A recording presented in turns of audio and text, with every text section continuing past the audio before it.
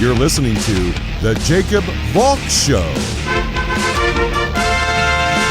He's breaking down the latest and greatest in sports as only he can. Follow him on Twitter at RealJacobValk. Here he is, Jacob Valk.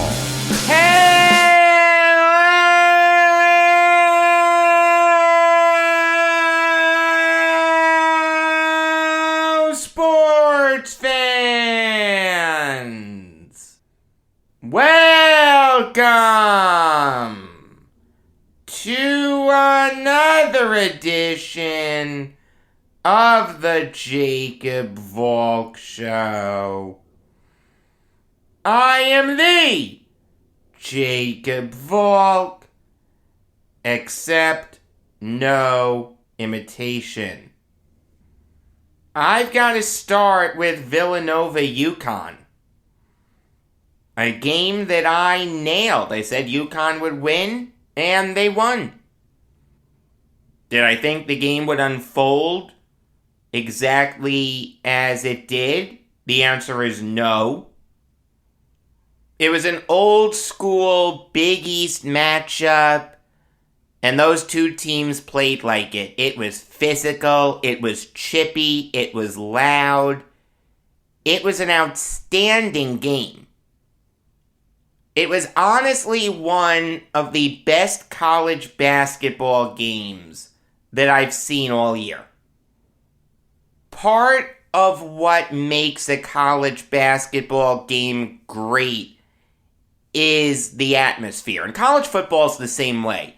But it's the students that are there, that are getting loud, that are cheering, that are booing, that are chanting. That's part of what makes college sports great. The XL Center yesterday was incredibly loud. I honestly thought the roof was going to fall off the place. I mean, that was outstanding. You had over 15,000 people getting animated. They're into the game. And it's a back and forth affair. Two very evenly matched teams going at it. Colin Gillespie plays and looks really good. He was questionable for this game, but he was the high man for Nova. He had 17 points. Give him credit. You could tell that he was limping a little bit at some points, but you know what? He stepped up and had a good game. Give him credit. Now, there was a moment early in the game where you thought UConn was going to get routed. I'm a big Dan Hurley fan. What he's done for that school is really, really impressive. But Hurley got tossed with under 5 minutes left in the first half. He got a technical foul for slamming his fist on the scorer's table after he thought the refs missed a Villanova foul. Yeah, you can't do that. That's a technical, okay. I have no issue with that. But then Hurley got a second technical. He was waving his arms up in the air. He was trying to get the crowd into it, and the crowd was listening. He wanted to try to distract the Wildcat that was shooting the technical free throw. I have no issue with that.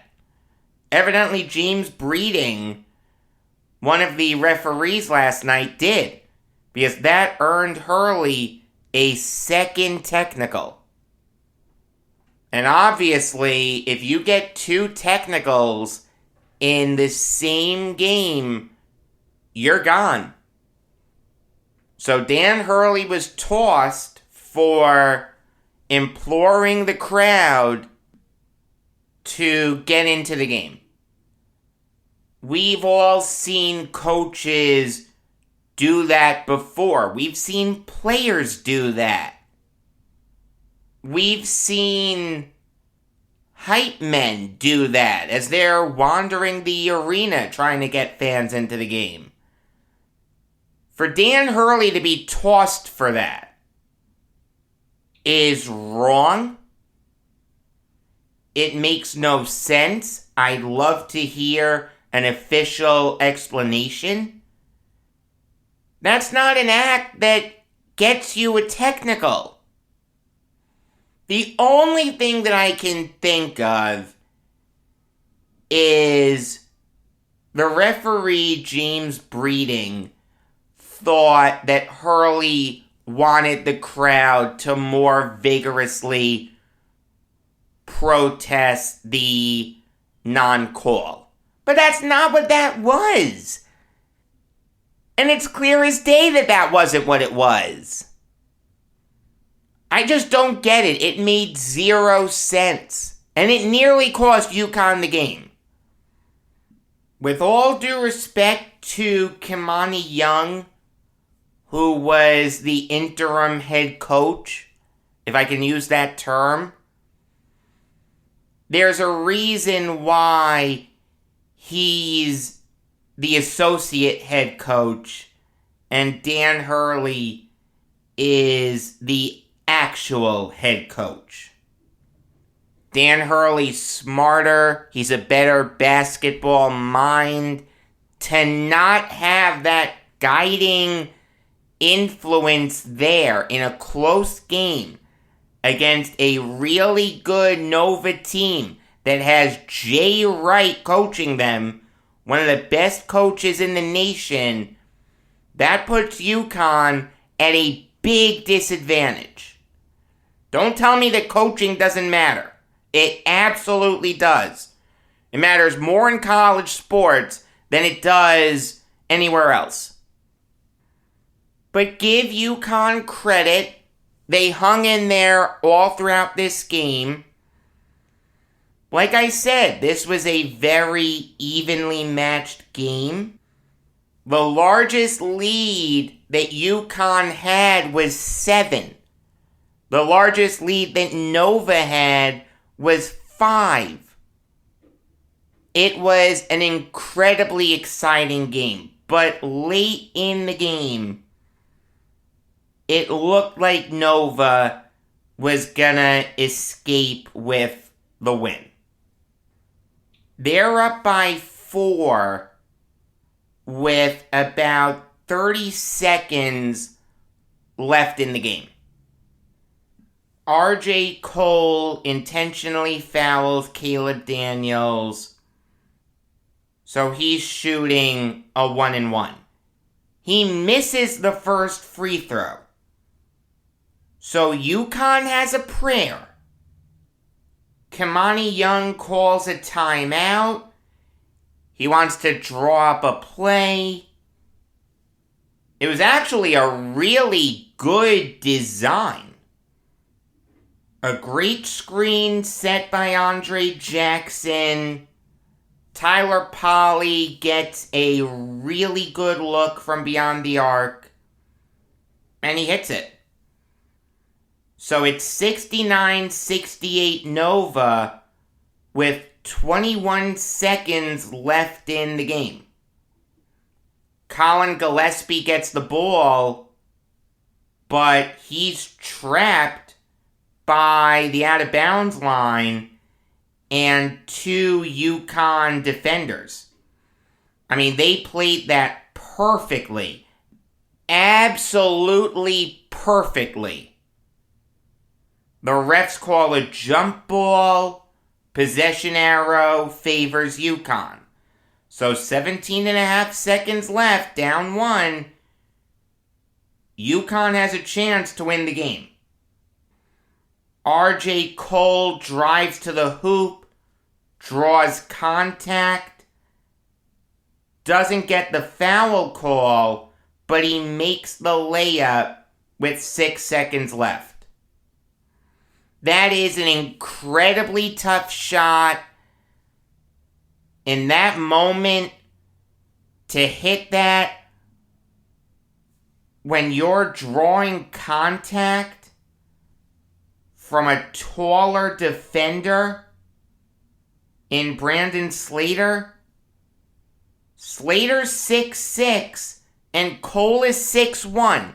For Cole to hit that shot in that spot is incredible. I'm not sure if that's exactly what UConn wanted, but give Cole a ton of credit, because that's a really tough shot that he hit. If you haven't seen it, look it up on YouTube. But Nova still has a chance to win the game. 6 seconds left. Colin Gillespie with the ball. He's driving the length of the court. He wants to lay it in to win the game. He doesn't want to pull up from 3 or attempt a mid-range jumper. He wants to lay it in. Instead, RJ Cole comes up big again and draws a charge that would make Blake Griffin proud. Now, was it really a charge? I mean, there's no question that Cole was outside the restricted area. It looks like he's moving a little bit towards Gillespie. I don't know. That's a tough call in that spot. I would have preferred a no call there.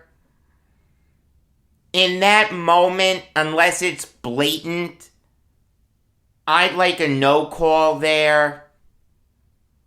I just don't want the game to be decided on a borderline call like that. Take the no call. Give Nova a chance to inbound it underneath the basket. Let UConn come up big with a defensive stop. I think that would have been a more satisfying end to the game. But hey, that's the basketball gods right there saying Dan Hurley shouldn't have been tossed. So we're going to make sure you win this game right here. We're going to make this an offensive foul. And you'll win this game right here. And yes, there are sports gods. There is no God above the Lord thy God, not to get too preachy, but there are some angels that are in charge of sports. Given some of the things that happen every single day in the sports world, the only logical explanation is divine intervention. But give UConn credit. This was an incredibly hard-fought win. Everyone played really well for the Huskies. Adama Sanogo had 20 points. Isaiah Whaley had 13. Obviously, RJ Cole with the 2 big plays at the end. Tyrese Martin nearly had a double-double, 9 points, 9 rebounds. Off the bench, Tyler Polley had 9 points and hit the big 3 late in the game. Outstanding win for the Huskies. It's their first win over Nova since the 2014 edition of March Madness. UConn beat Nova in the round of 32, 77-65. Nova was the 2 seed that year. UConn was the 7 seed in the East region. I mean, Nova has nothing to be upset about here. Yeah, it's tough to lose a game like that you have every opportunity to win. But you didn't get your doors blown off. You were in it until the very end. Hey, It provided some teachable moments in the lead up to March Madness. How to close out games.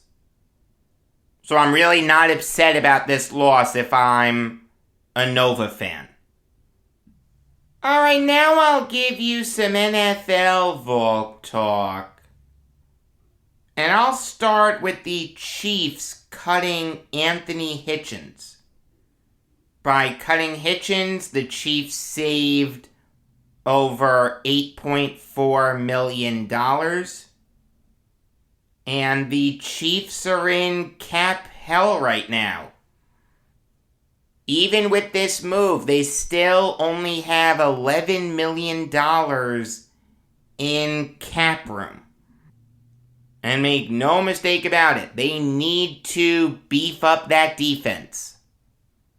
Now, part of the reason that the Chiefs need to beef up that defense is the failure of Hitchens. Hitchens has been a Chief for 4 years, but has done nothing.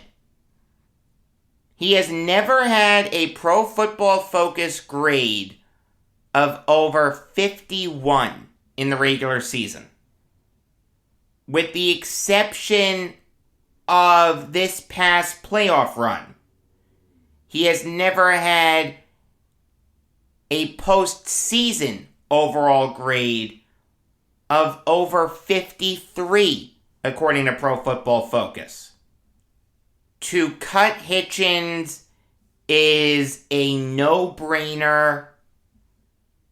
I know he'll land on his feet because he's a former Chief, and he did play well in the playoffs. I mean, in all fairness, he was good against the Steelers, and he was one of the few Chiefs to show up defensively against the Bengals.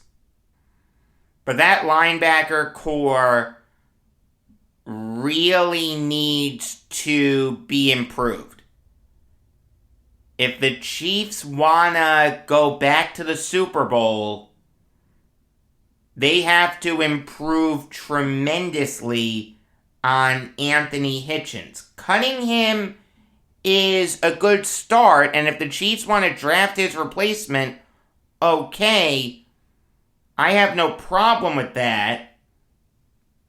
But you've got to think an established veteran would look to sign with the Chiefs on a 1-year prove-it deal and say, you know what, let me go to a place where I have a great chance of getting a ring and I'll get a big payday next offseason. Maybe that would appeal to a guy like Josh Bynes or Alexander Johnson. The Chiefs can go in a bunch of different directions in filling that hole. That's one of the benefits of being a great team. But whoever they bring in to replace Hitchens, he'll be an improvement. This was a no-brainer. Smart move by the Chiefs. Moving on now to the Bills, re-signing Siran Neal to a 3-year deal worth up to $10.9 million.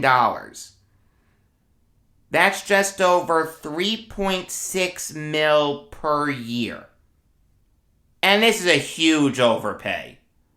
Okay, I understand that Neal is a really good special teamer. Alright, according to Pro Football Focus, last year, he had a 90 overall special teams grade. And usually when he's been forced to play on defense, he's been serviceable. But last year he wasn't.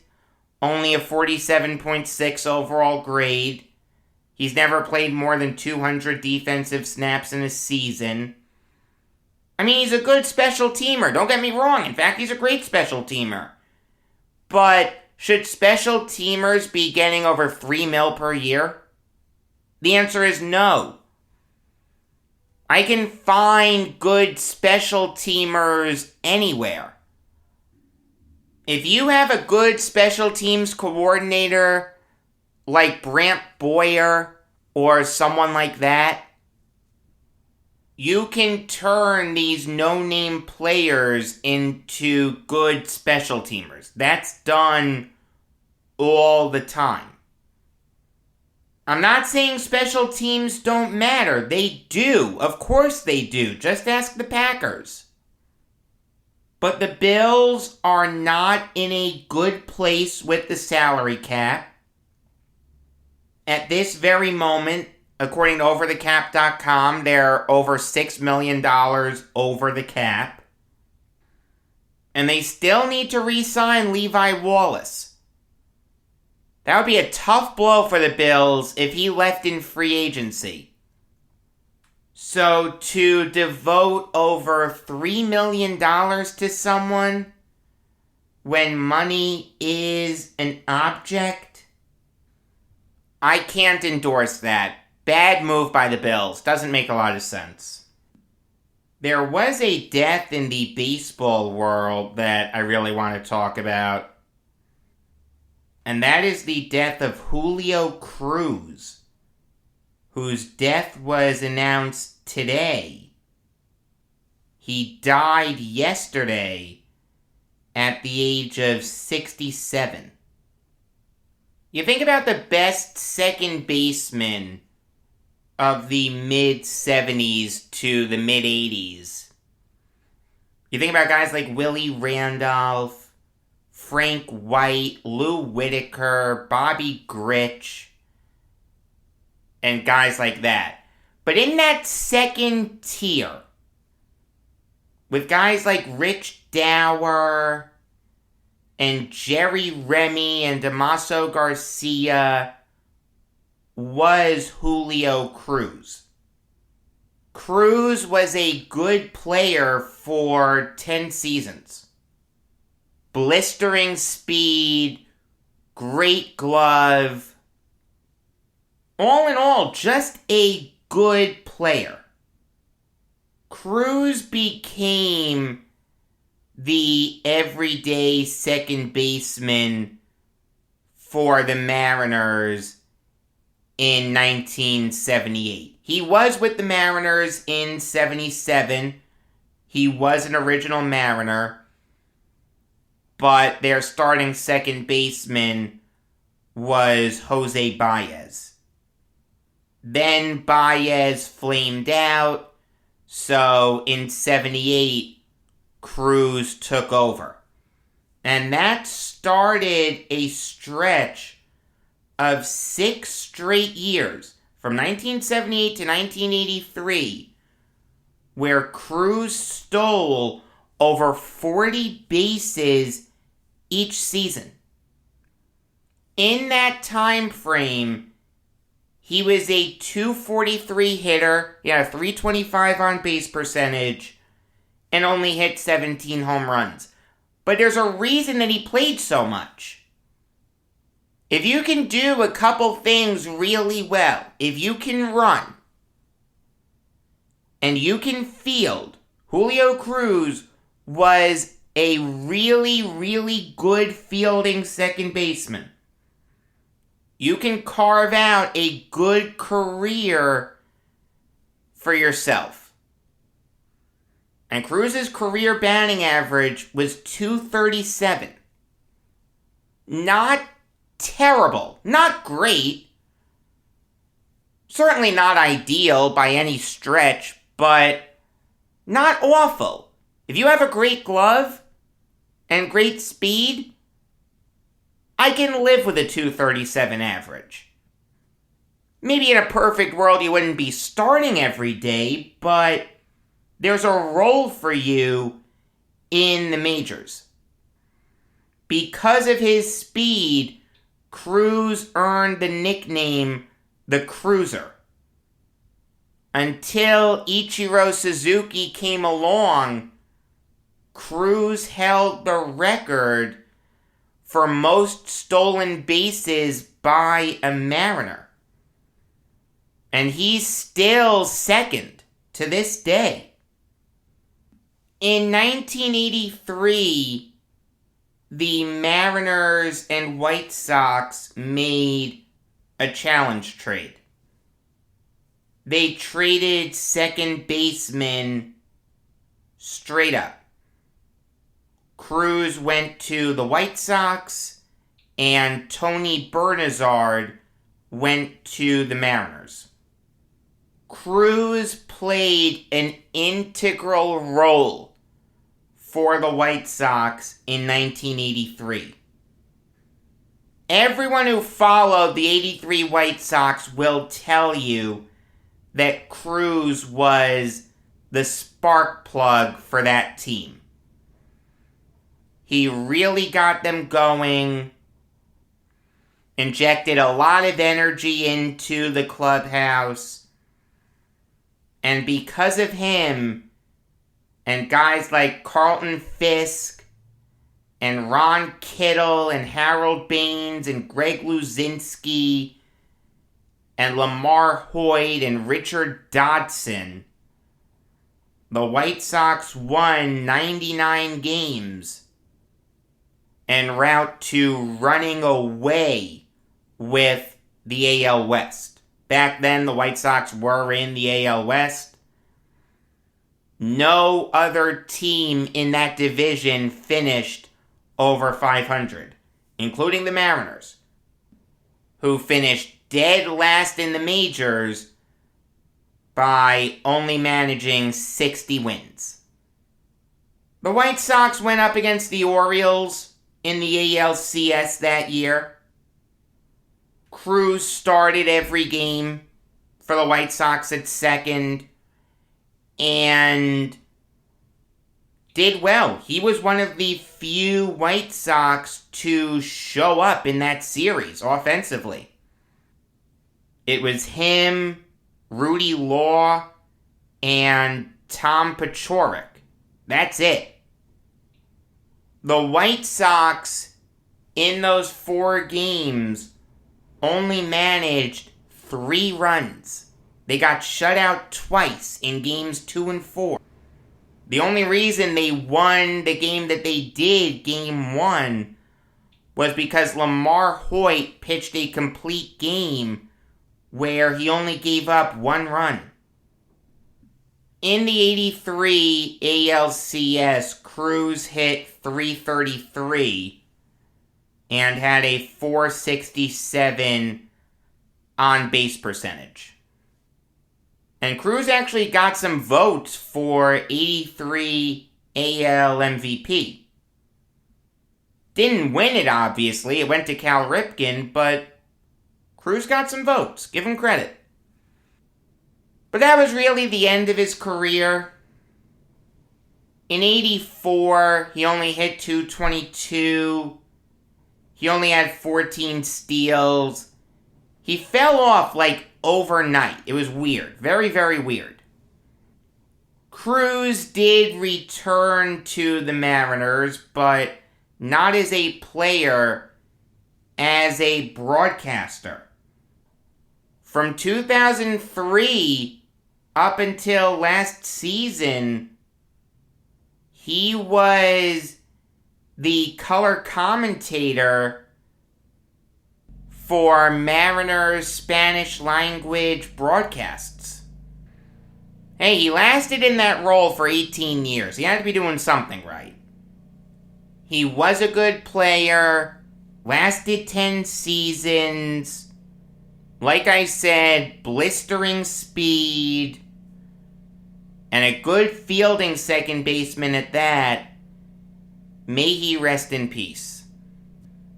Alright, so if I ended the show here, it would be really short. Under a half hour. I don't want to do that to you. So let's bring back a couple fan favorite segments.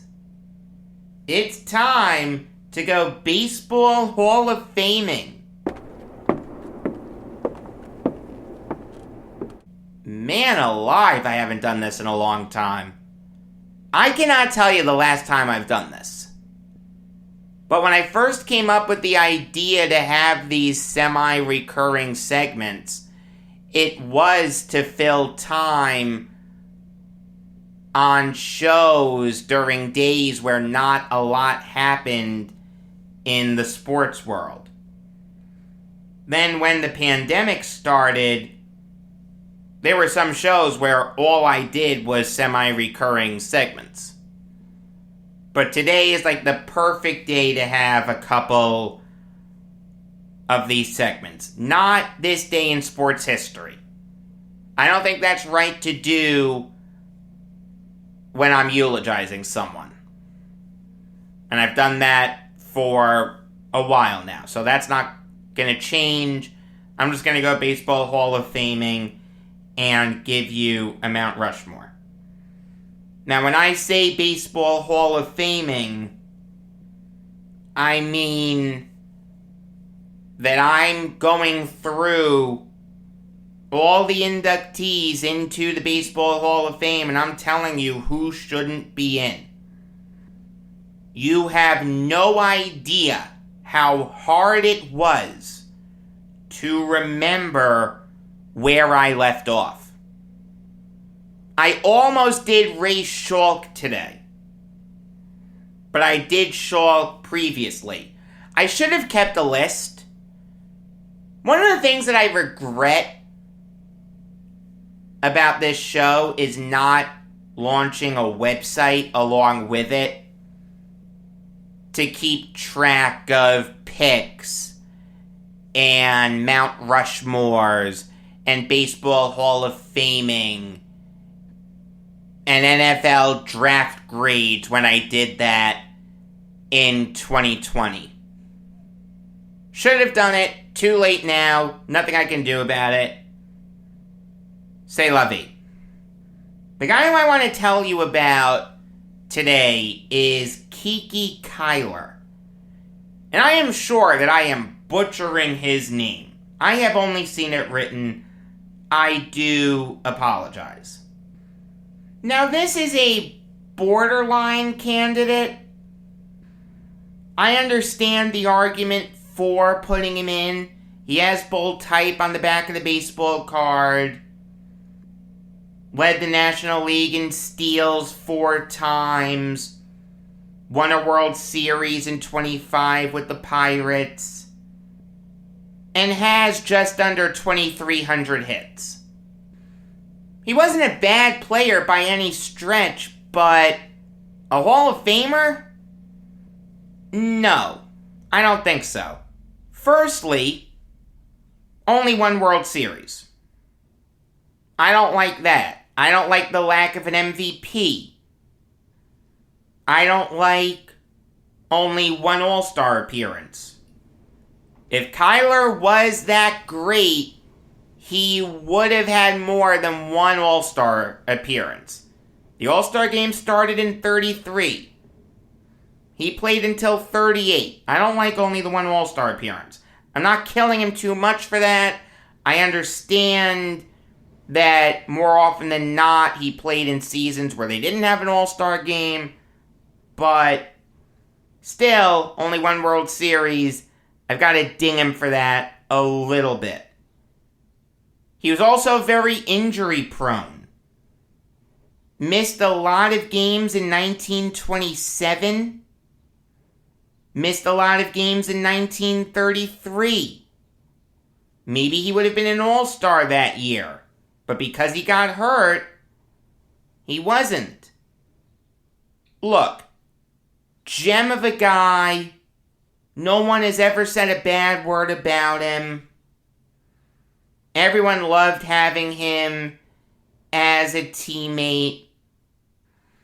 But at the end of the day, only 2,300 hits. I don't think that gets you in the Hall of Fame. Had a good career, had a very good career. Had a career that anyone would be proud of. But not a Hall of Famer. Does he deserve to be mentioned in the same breath as players like Sam Rice and Bill Dickey and Babe Ruth and Jimmy Fox? No, he doesn't. in a perfect world, Kiki Kyler would not be a Hall of Famer. Alright, now it's time for another Mount Rushmore. We're on the St. Louis Blues now. Done with baseball. Done with most of hockey. We're on the Blues right now. Some of these were really hard, some were really easy. This one was more easy than hard. Deciding who was 1 and who was 2 was tough, but ultimately I landed on something, and the top 4, I think, are ironclad. The correct Mount Rushmore is Bernie Federko, Brett Hull, Brian Suter, and Gary Unger. Federko was the heart and soul of the Blues for a really long time. Had 400-point seasons for made 2 All-Star games. He leads the Blues in points and assists. Also, games played. When you think of the Blues, and you're of a certain age, you think of Bernie Federko. But I was close to putting Brett Hull ahead of him. I mean, Hull led the league in goals as a Blue 3 times. Won a Hart Trophy as a Blue in 91. Had 5 50-goal seasons as a Blue. Had 8 40-goal seasons as a Blue. Had an excellent Blues career. It was really tough between him and Federko. Ultimately, I landed on Federko because when you think of Federko, you think of the Blues. When you think of Hull, you may not think of him as a Blue. You may think of him as a Star or a Red Wing. That's where he won his 2 Stanley Cups. Brian Suter is part of the legendary Suter family, the best family in hockey history. He played for the Blues and coached the Blues. He was a lifetime Blue. When you look at his playing career, he's 3rd in points. Really, really good 2-way forward. Made 3 All-Star games. And was a good coach for him for 4 seasons. It's kind of interesting. The Mount Rushmore of Blues coaches. Where do you put Suter? He's on there. I'm not sure where you put him. Thank God I'm only doing these for players. That would be really tough to decide, let me tell you. I would need to think a lot about that. Also, another interesting fact about Brian Suter, of the 6 original Suter brothers, Brent, Brian, Daryl, Dwayne, Rich, and Ron, Brian's the only one to spend his entire playing career with 1 team. I think that's interesting. And Gary Unger was a leader of some of the early Blues teams. Came in already established with the Red Wings. And really had some great years for the Blues. Was an Iron Man. Barely missed any games for He made 7 All-Star games as a Blue. He led the NHL in games played 5 times with the Blues. Technically 5.5, if you want to count the year that he was traded from the Red Wings to the Blues, but that's debatable, how you would catalog that. Gary Unger is without question one of the most underrated players in NHL history. In fact, I'll go a step further. He has a case to be a Hall of Famer. I could make a strong argument for him. Until tomorrow, I'm Jacob Valk, and always remember, if you disagree with me, you're wrong.